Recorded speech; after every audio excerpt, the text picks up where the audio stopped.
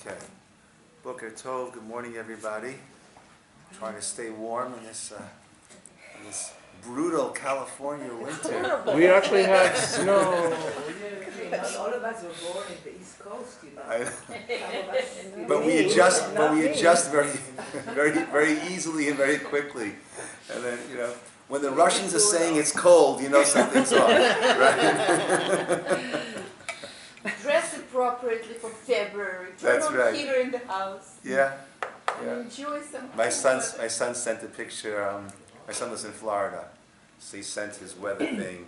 77 degrees. Who wants to come visit? So my daughter sent back her picture. 35 degrees. When can we come? California is kvetching. Well, we had 30-something degrees this morning. Yeah. Like Yeah. 7. Yeah. My windshield was all iced up. It took a full 45 seconds for the windshield wiper to clean it off. It's huge though. Could you believe that? 45 seconds is how long it took.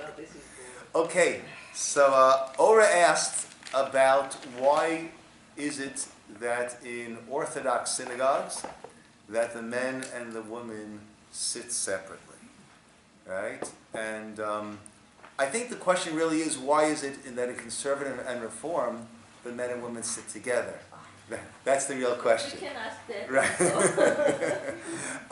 The reason I'm saying that that's really the question should be asked is that the Parsha that we're learning about now is about the Mishkan. Right? Hashem telling Moshe on Har Sinai all about the Mishkan.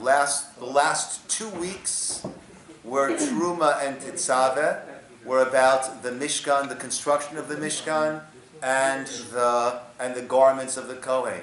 This week is Parsha Tisa, will start soon.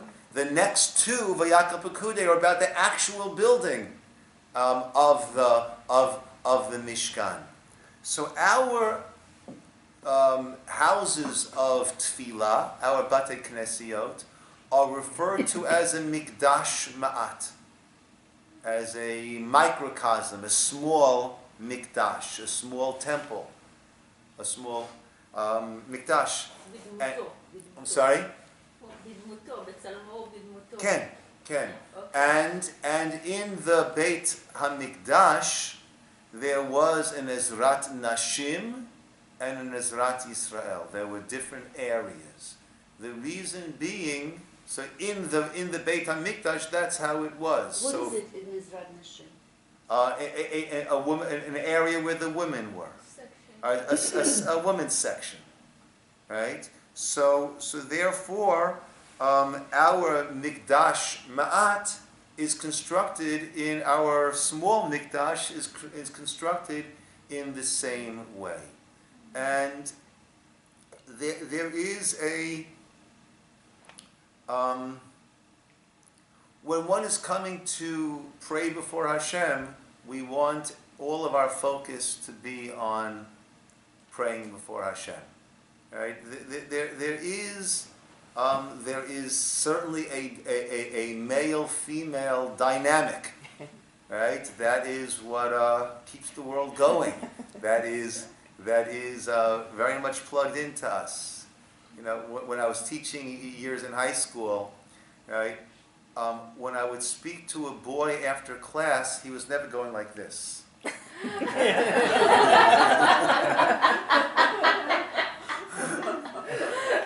Right? When I talked to a girl after class, it's a little different. Look, there's and when I was teaching high school, I was super careful. If I was talking to anyone after class, right, boy or girl, the door to my room was open, and I was sitting on my side of the desk, and the other person was not sitting here or here, but was sitting on the other side of the desk. All right, that's just, especially in the world today. Yeah. But there certainly is a dynamic, and when one is coming to pray before Hashem, we want to try to, if we can't exclude that dynamic, but certainly to minimize that dynamic. The way it's set up over here, I think it's set up very nicely in that the women are almost fully, there's there, they want to sit towards the front, they're in the front, towards the back. They're not everyone in the back or up in a balcony feeling detached, but they're right here. But I'm sorry? In Israel, they're in the back or up in the balcony. Well, it depends. Right, each shul is constructed according to the way that it can be best constructed. Women are on her level. They should go to the balcony. Okay, Doug. Yeah. Okay. So so that's why that's always been the case. Now, that's when it's a makom tefillah, right? If we're going, let's say school's going on a tiyul or something like that, and they're stopping for tefillot, so then you don't need a mechitza, but you would congregate in different areas and pray. Okay? Thank you. Okay, you're very welcome. All right. So let's begin with Parsha Tisa. In the past, we spent a lot of time on the Chet HaEgel and the sin of the golden calf. So let's not focus on that this time, and let's deal with some of the other very, very interesting aspects of this parasha. Okay, lead off for us, page 484. Ora will welcome you back and hand you the mic. 484. פסוק. מההתחלה. וידבר. וידבר השם אל משה לאמור, כי תישא את ראש בני ישראל לפקודיהם, ונתנו איש כופר נפשו להשם, לפקוד אותם, ולא יהיה בהם נגף לפקוד אותם. זה ייתנו כל העובר על הפקודים, מחצית השקל בשקל, הקודש 20 גרה השקל, מחצית השקל תרומה לשם. כל העובר על הפקודים מבין 20 שנה ומעלה, ייתן תרומת השם. העשיר לא ירבה, והדל לא ימעיט ממחצית השקל, לתת את תרומת השם לכפר על נפשותיכם. Beautiful. Ba'anglit, in English, somebody please take that for us. Kathy, you got it? Sure. Hashem spoke to Moses, saying, when you take a census of the children of Israel according to their numbers, every man shall give Hashem an atonement for his soul when counting them, so that there will not be a plague among them when counting them. This they shall give, everyone who passes through the census, a half shekel of the sacred shekel. The shekel is 20 gerahs, half a shekel as a portion to Hashem. Everyone who passes through the census from 20 years of age and up shall give the portion of Hashem. The wealthy shall not increase, and the destitute shall not decrease from half a shekel, to give the portion of Hashem, to atone for your souls. Perfect. So, when we're taking a census, everyone must give a machatzit hashekel, a half shekel. Right? So any fundraiser, or even before you get to fundraising, right? So you ever see on the shampoos, right? They say that a marketing person told Johnson & Johnson that I can double your profits. Wow, how can you double the profits? Just add in a few words. When it says rinse, lather, rinse, add the word repeat. Right? Add the word repeat. Do it twice. Mm-hmm. Right? So over here, right, we have a census where we have a forced donation. Right? So what would make sense? 1 shekel, 2 shekel. Right? You could double, quadruple the profits over here. Why a machatzit hashekel? Why a machatzit? Why is it that everyone should give half of a shekel? Everybody is the same in the eyes of God. Everyone's the same in the eyes of God. Good. Right? Everyone is the same in the eyes of God. Very good. So let everyone give 1 shekel and be the same in the eyes of God. And we double the intake. Right? That's what Basil would definitely have to say.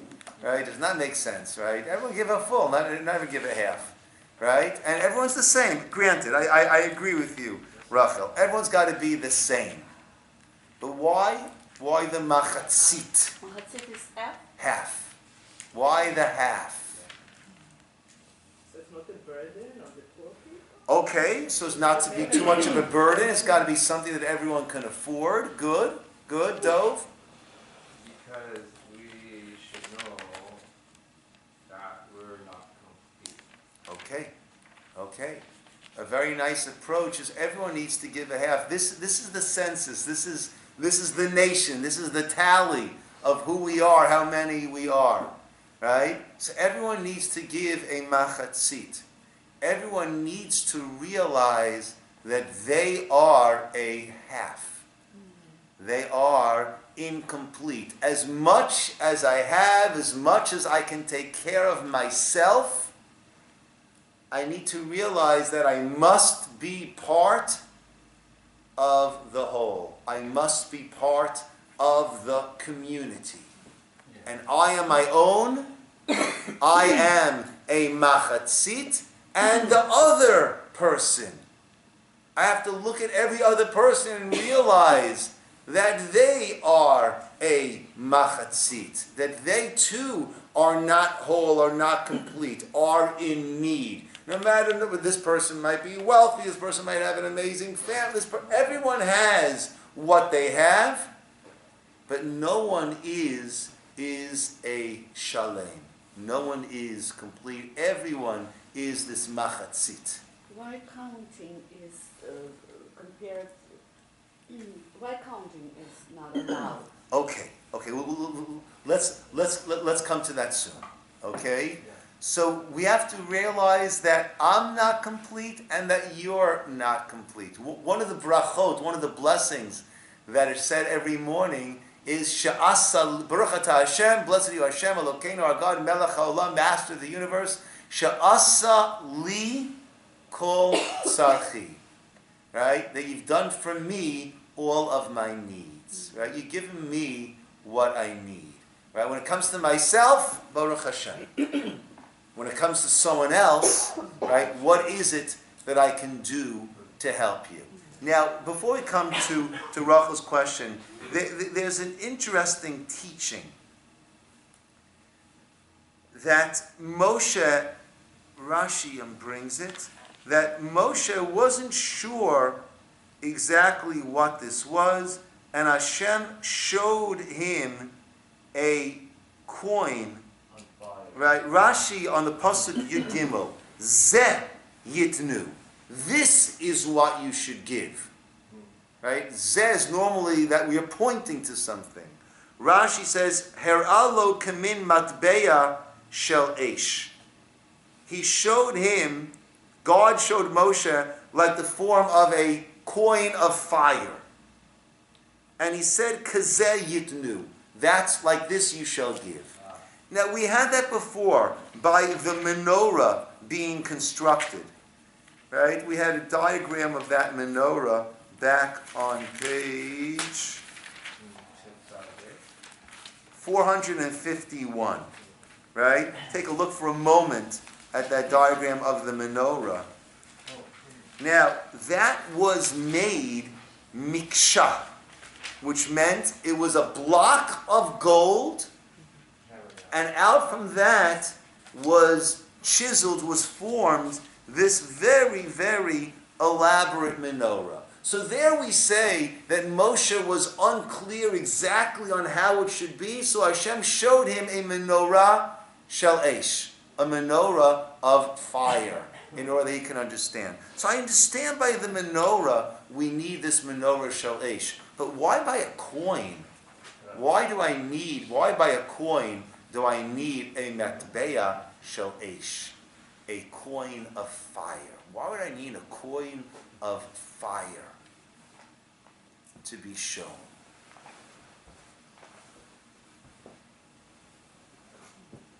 So, what does fire normally represent? They're clearing. Clearing, purification. Good. What else can fire represent? Destruction. Destruction. Okay, good.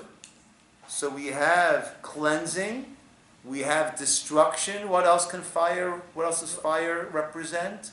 Desire. Warmth, desire, passion. Excitement. Right? They got all fired up. Right? Doesn't mean they got cleansed, right? Or they were destroyed. It means they were passionate, they were excited. Okay? So interesting. Let's apply these different... Boker Tov Miri, מה שלומך? מצוין, תודה. מתחמם קצת? כאב לי. כן. מנסים להתחמם קצת. So let's apply these ideas to the fire, to the money. Whereas the money is being given, it's going to be used as donations for, this will actually go for the adanim, for the sockets, for the construction of the Mishkan. Okay? So, right, money, in terms of what Linda had said, money can certainly be destructive. Right? Money can certainly be destructive. When money becomes this all-consuming passion, as opposed to a means towards an end, that's when it becomes very, very, it becomes all out of kilt and becomes destructive. Rabbi Avram Tversky was a rabbi of a whole line of Hasidic rabbanim, who also became a doctor, and he ran, mostly in Pittsburgh, drug addiction clinics and helping people. He was an amazing person, a very prolific writer and speaker. So he tells a story that a person comes to see him. He says, yes, so my family insisted that I come to see you. I said, okay, but you didn't feel the need to come see me? No, my family insisted. Okay. Why did your family insist that you come to see me? Because I love pancakes. Pancakes. The rabbi said, okay, I also love pancakes. Pancakes, put the syrup on them, they're delicious. I also love pancakes. So the person's eyes lit up and said, you've got to come to my house. I got pancakes in the attic, pancakes in the bedrooms, pancakes in the living room, pancakes in the dining room. Right? Right? So, pancakes are great. Who doesn't love pancakes? Right? But they're a means towards healthy breakfast, but an enjoyable breakfast, a nice meal. Right? When that which is meant to be a means towards an end becomes an end in and of itself, then already we are dealing in an imbalanced manner. Right? So perhaps, like Linda is saying, there was a coin of fire that was shown in order to impress how the importance of money as a means towards an end, but the destructive qualities of it when it's viewed as an end in and of itself. Good. I have a question. Yes.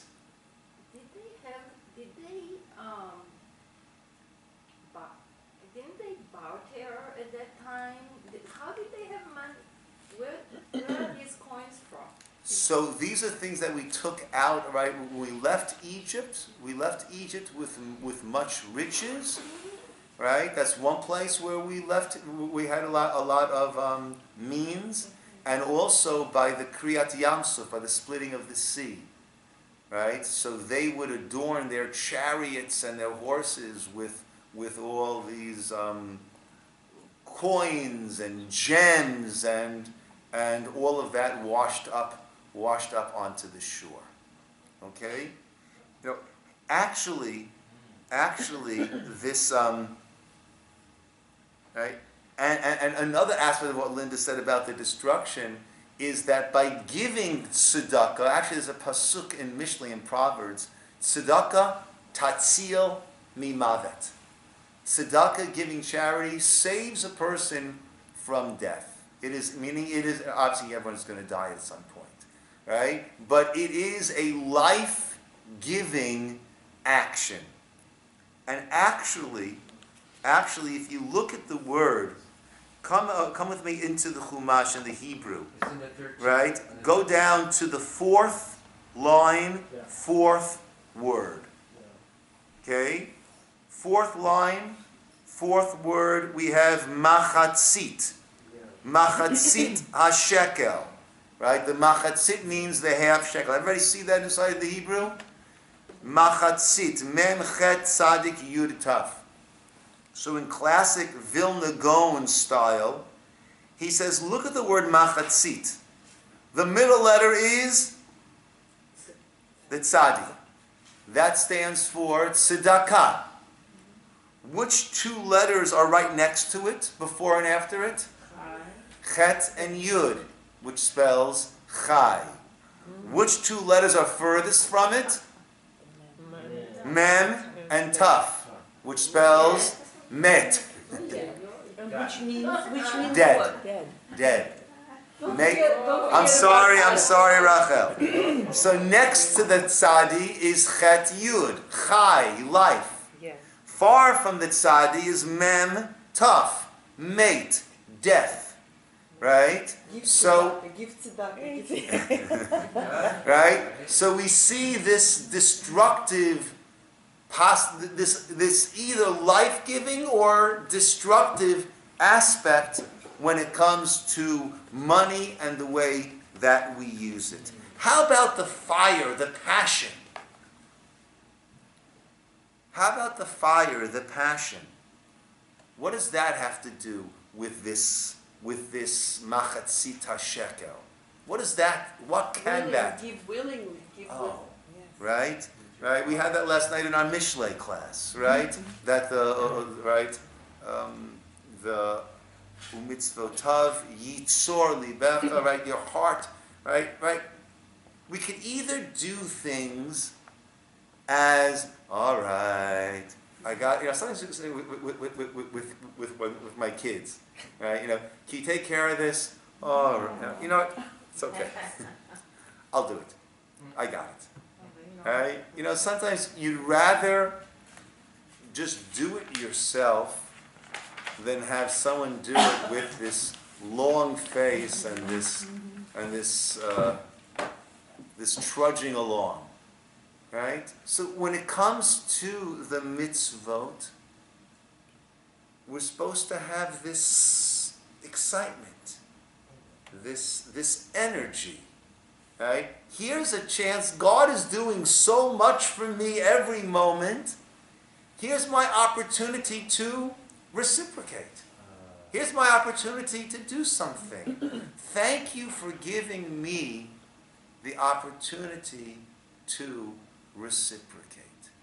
That is how the mitzvot are supposed to be approached. It's supposed to be with an excitement, with a sense of, someone's always doing something for you. You're happy to please let me do something for you. Let me give something back. So the mitzvah is supposed to be with this fire, with this zeal, with this excitement. The Gemara says that more than the rich person does for the poor person does for the rich person. Right? When I was teaching yeshiva in Israel, so a guy came up to me. We were learning, and the pasuk says, "Lo tikom v'lo titor." You can't take revenge, and you also can't carry the grudge. The Gemara and Rashi there explains what's the difference. Revenge is you didn't do it for me, I'm not going to do it for you. That's revenge, right? I wanted to borrow your rake, you wouldn't lend it to me. Now you want to borrow my shovel, I'm not going to lend it to you. That's lo tikom. Don't take revenge. What's lo titor? Do not bear the grudge. Lo tikom is, I'm not going to be like you. Right? You didn't want to lend me your rake, I will lend you my shovel. I'm not like you. So I'm not taking revenge, but what am I showing? I'm harboring it inside, right? It's in there, right? Eating away at me, right? So a guy came over to me and said, Rabbi, how are you supposed to fulfill this, right? Now, there was a guy, back before everyone had their iPods, people still had CDs, right? Which is after the radio, after our records, right? They had CDs. So, I asked the guy if I could borrow a CD, and he just, he just blew me off, right? And then he came to ask me to borrow one of my CDs a few days later. And I lent it to him. But how can I not have that inside of my heart? Right? I lent it to him. But how can I not keep it inside of my heart? So I said to him, let me ask you a question. Let's say a couple of days before, right? Exactly what happened, right? Instead of you asking him for a CD, right? You offered to give him $1 million. And he said, leave me alone. 2 days later, he comes to you and he wants to give you $1 million. Are you going to say, well, you didn't take $1 million from me, all right? I'm nobody's fool. I'm not going to take $1 million from you. You're going to say, look, if he was foolish enough to pass up on $1 million, why should I pass up on $1 million? I said, let's analyze this exchange that was proposed that he rejected and you accepted. You said to him, hey, can I borrow your Rolling Stones CD? Right? And he said no. What was going to happen?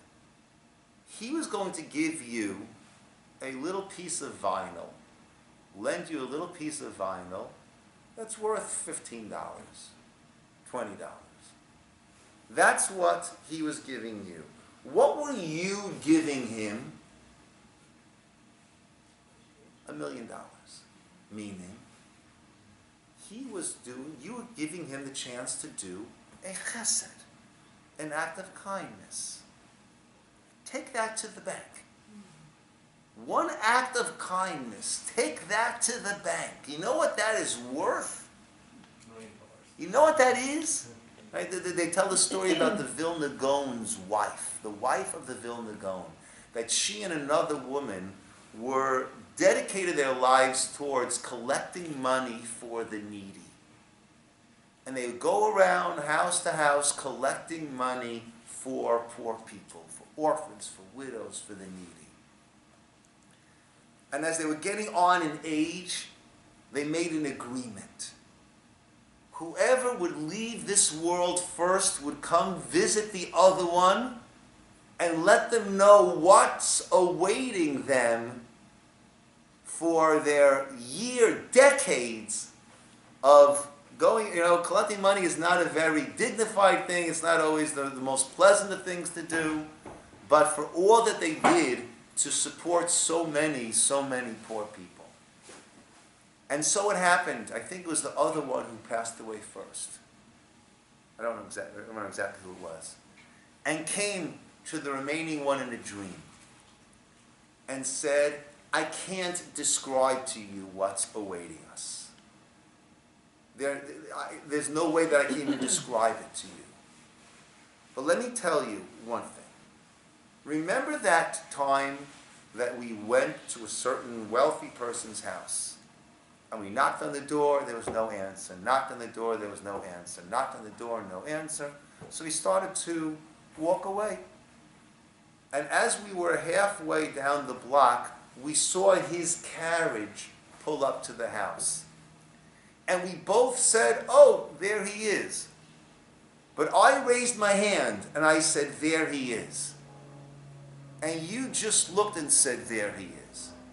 You should know for the extra effort, for the extra excitement that I had in raising my hand to point that now we can do this mitzvah.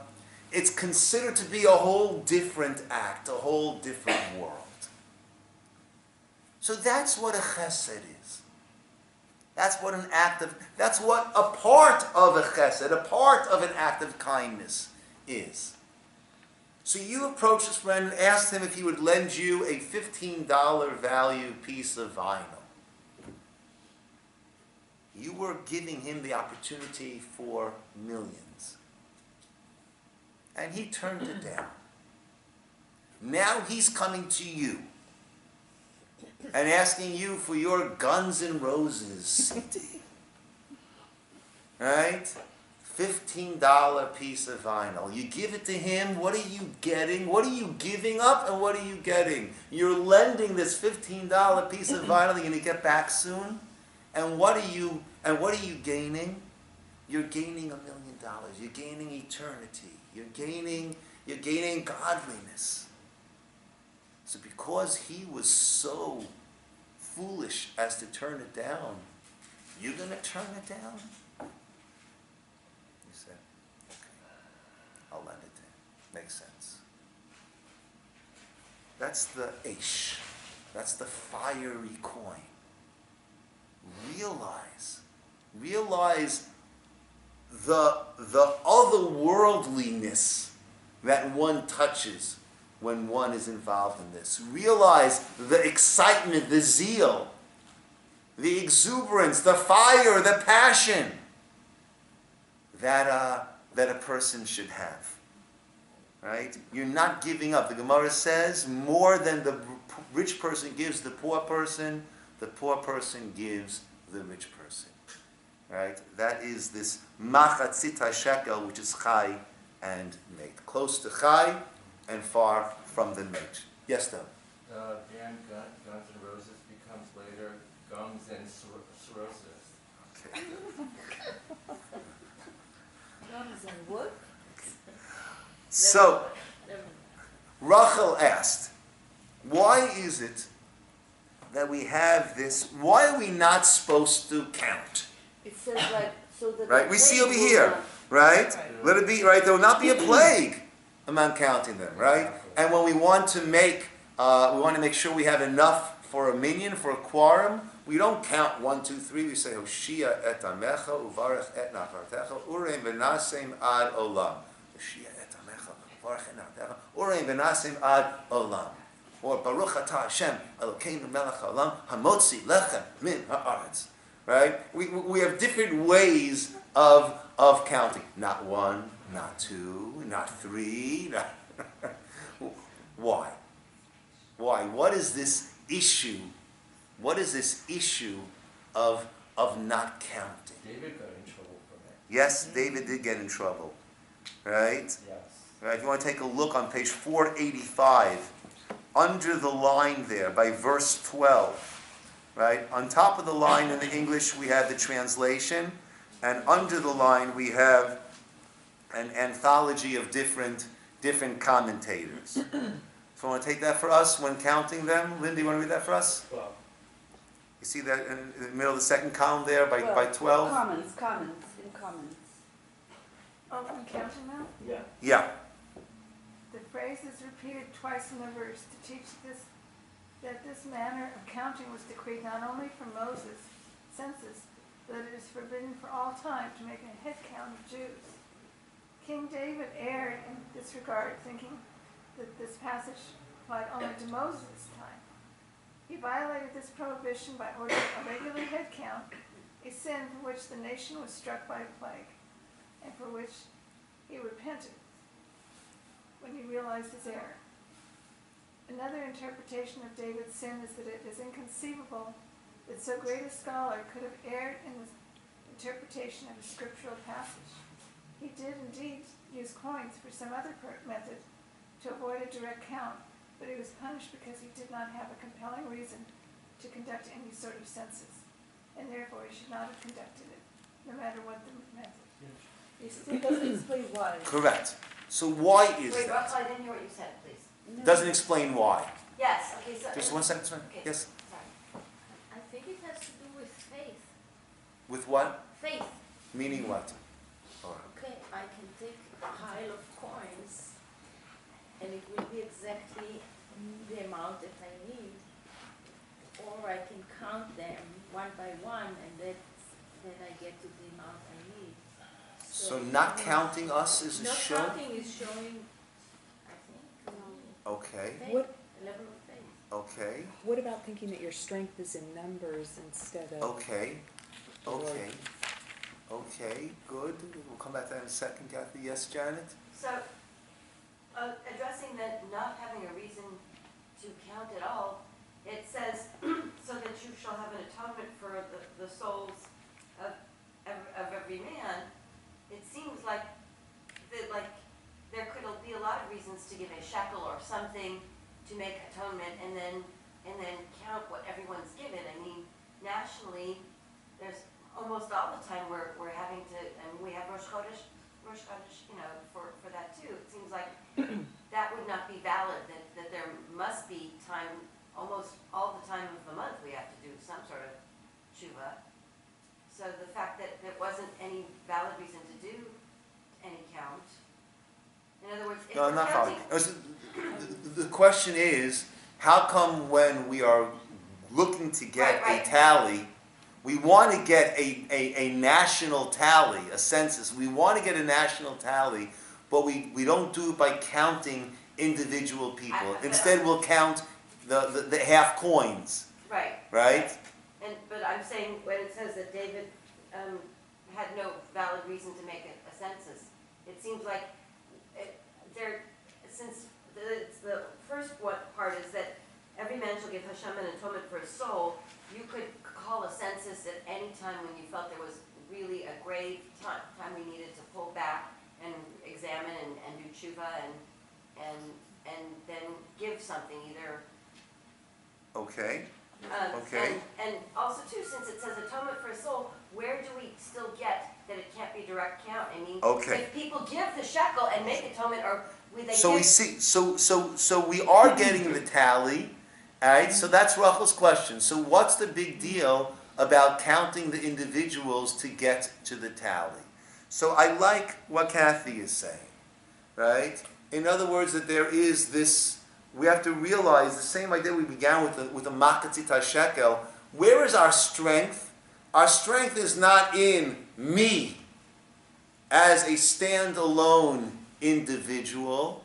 My strength is when I am part of the klal, part of the group. You know, it's interesting. We need to have a minyan, a quorum, right, of 10 people, right? Yud, which has the numerical value, the letter Yud of 10, is the smallest of letters, right?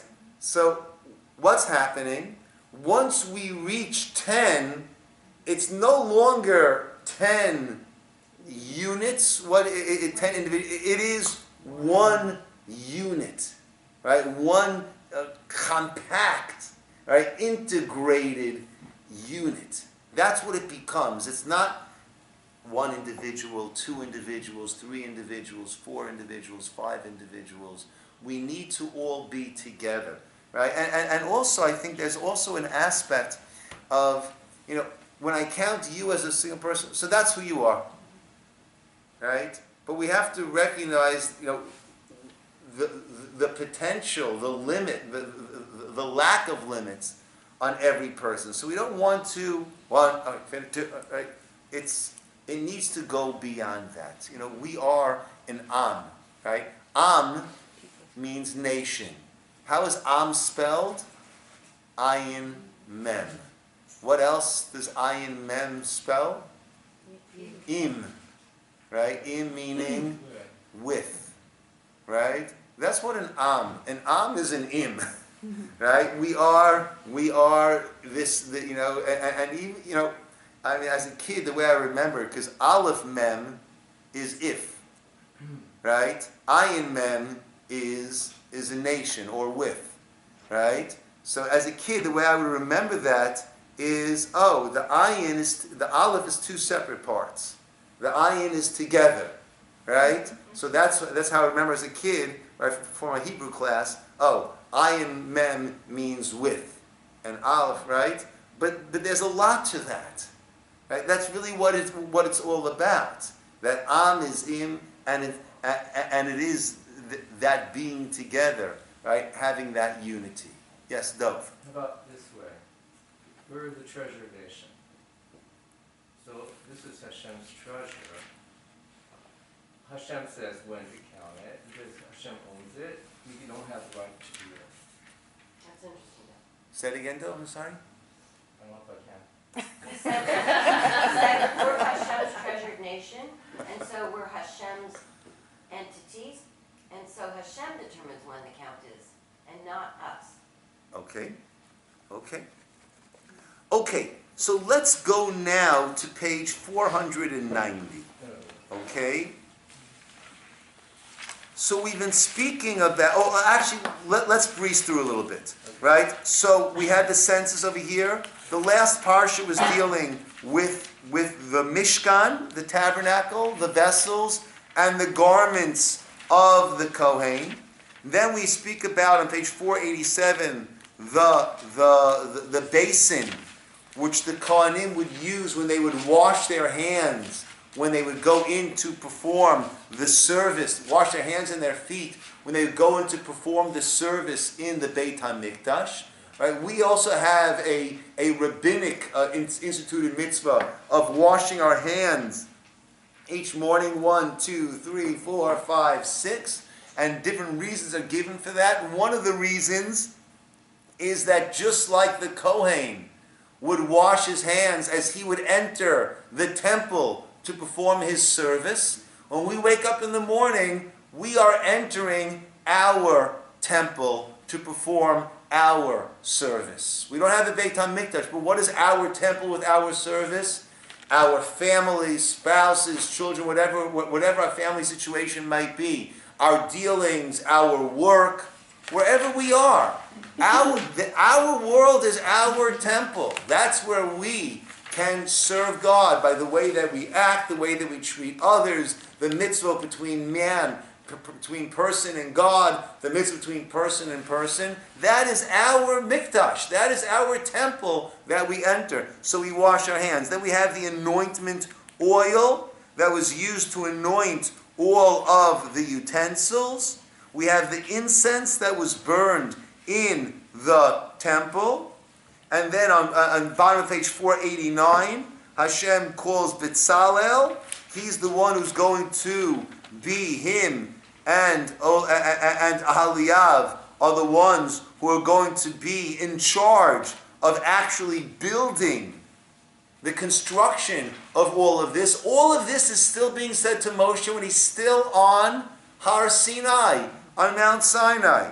And then the last thing that Hashem says to Moshe is, starting on page 491, speak to the children of Israel, Et Shabtotai, Et Shabtotai Tishmoru, right? However, you must observe my Shabbatot, Ki Oti Beini Uveinechem, this is the sign between me and you, Lidorotechem, for all generations, Ladat, to know, Ki Ani Hashem Mikadishchem, I am Hashem who makes you holy. And then we speak about the Shabbat. And that's really the last thing that we have that Hashem spoke to Moshe about on Har Sinai. On page 492, the very top, V'shamu v'nei Yisrael Shabbat, Lasos es HaShabbat, the Dorotam Britalam. Right, that is the Kiddush that is said, the sanctification blessing of Shabbat that is said over wine every Shabbat afternoon. That is these psukim that we say. Why is this here? So on a simple level, Rashi says, Ach et Shabtotai tishmaru, but my Shabbat you should keep. I've just commanded you about the Mishkan, all the aspects of the tabernacle, the different vessels, all that goes into it. So it is incredibly important that this be done. So I might think that will override Shabbat. Certain things override Shabbat. What does override Shabbat? Pikuach nefesh. Pikuach nefesh. A person's life is in danger. That overrides Shabbat. So there are things that override Shabbat. The building of the Mishkan, I could have made the argument that should override Shabbat. The Rebbe says, however, et Shabtotai tishmoru.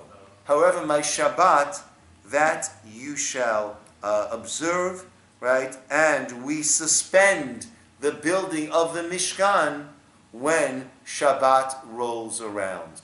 We also have parallels that we draw between the Shabbat and the Mishkan, right? In that, the Torah says, don't do melacha. Right? Now, it doesn't mean not to do work. Shabbat is not a day of rest. It doesn't mean don't do work.